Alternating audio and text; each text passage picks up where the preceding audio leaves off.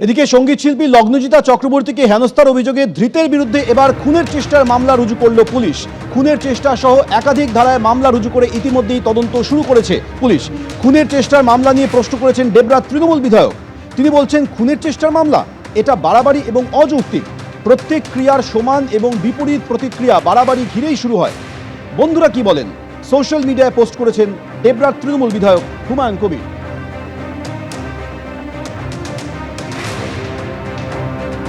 ভগবানপুরে একটি অনুষ্ঠানে গিয়েছিলেন লগ্নজিতা চক্রবর্তী। সেখানে তৃণমূল নেতা মেহবুব মল্লিক তাকে হেনস্থা করেন বলে অভিযোগ। সেই অভিযোগের প্রেক্ষিতে পুলিশ তাকে গ্রেপ্তার করে। আর এবার সেই ধৃতের বিরুদ্ধে খুনের চেষ্টা সহ একাধিক ধারায় মামলা করেছে পুলিশ। কিন্তু সেই মামলা নিয়ে এবার প্রশ্ন তুললেন ডেবরার তৃণমূল বিধায়ক হুমায়ুন কবির। তিনি বলছেন, খুনের চেষ্টার মামলা এটা বাড়াবাড়ি এবং অযৌক্তিক। প্রত্যেক ক্রিয়ার সমান ও বিপরীত প্রতিক্রিয়া বাড়াবাড়ি ঘিরেই হয়। বন্ধুরা কি বলেন, সোশ্যাল মিডিয়া পোস্ট করে এই প্রশ্ন তুলেছেন হুমায়ুন কবির, ডেবরার তৃণমূল বিধায়ক।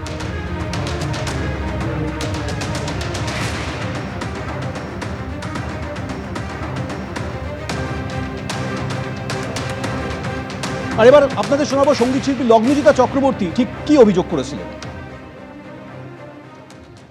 ভদ্রলোকের নাম মেহবুব মল্লিক। আমি কালকে যে স্কুলটায় গেছিলাম, সাউথ পয়েন্ট পাবলিক স্কুল, আমার সাথে যখন এই ঘটনাটা ঘটে তখন স্কুলের লোকেরাই ওনাকে নিয়ে যান এবং স্কুলের লোকেরা ওনার ওপর এত চিৎকার করতে শুরু করেন এবং ওনাকে বোধহয় ক্যাম্পাস থেকে তারপর বার করে দেওয়া হয়, যে উনি তারপরে আর খুব একটা কিছু বলার সুযোগ পেয়েছেন বলে আমি জানি না, এবং আমি তো নেমে এসেছিলাম, সো আমি সত্যিই জানি না।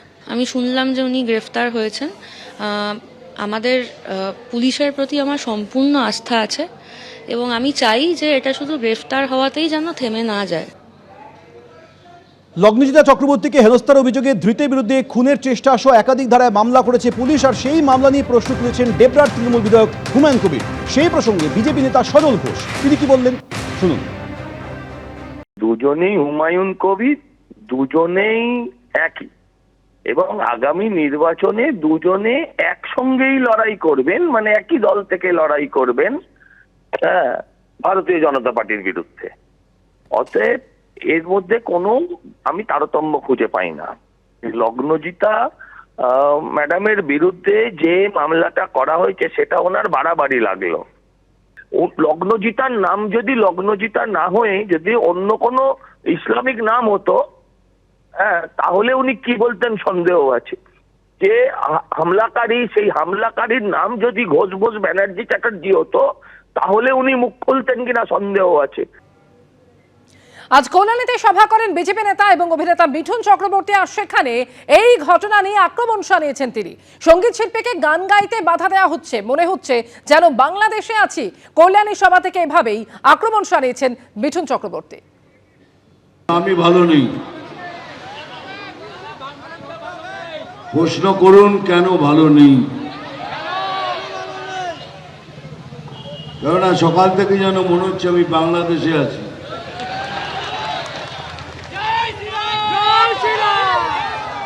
এরকম কি করে হয় বলুন?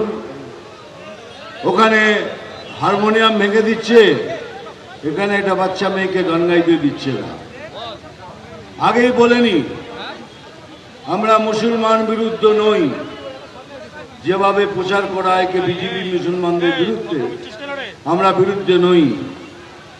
যারা ভারতকে ভালোবাসে, যারা এই দেশের মুসলমান, তাদের বিরুদ্ধে নই আমরা, তাদের বিরুদ্ধে নিশ্চয়ই যারা আমাদের দেশে থেকে দেশের ক্ষতি করার চেষ্টা করে। আজকে এমন একটা অবস্থা দাঁড়িয়েছে, ভেতরে একটা ভয় ধরে গেছে, হয়তো কালকে এটা বাংলাদেশ হয়ে যাবে। কারণ এখানকার সরকার প্রতিবাদ করে না, খালি চেল্লায় আমাদের ডেমোক্রেসি নেই, আমাদের বাকরুদ্ধ করে দেওয়া হচ্ছে। বাকরুদ্ধ আমরা করছি না, আপনারা করছেন। কি করে তাহলে এ বাচ্চা মেয়েটাকে গান গাইতে দিলেন না? এখন সনাতনীরা জেগেছে, আর সনাতনী জাগে মানে এই সরকারের শেষ। এই সরকার এইবারে তার পতন হবে হবে হবে। আসছি পরের খবরে। শিলিগুড়িতে গণধর্ষণ কাণ্ডে অভিযুক্তদের সাজা ঘোষণা করল আদালত। দুই অভিযুক্তের 20 বছরের জেল এবং 50,000 টাকা জরিমানা হয়েছে। 2023 সালে টিউশন থেকে ফেরার পথে ছাত্রীকে ধর্ষণের অভিযোগ ওঠে সহপাঠীর বিরুদ্ধে। অভিযোগের ভিত্তিতে দুই সহপাঠীকে গ্রেপ্তার করে মাটিগাড়া থানার পুলিশ।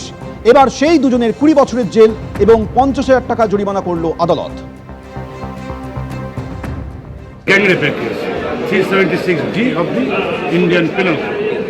এই কেসে আজকে আসামিদেরকে গতকাল কোর্ট, আমাদের ফাস্ট ট্র্যাক কোর্ট আসামিদেরকে দোষী সাব্যস্ত করেছেন 20 বছরের সশ্রম কারাদণ্ড এবং দুজন আসামি দুজনকে 50,000 টাকা করে ফাইন এবং সেই টাকাটা ভিকটিম গার্লকে দিতে হবে।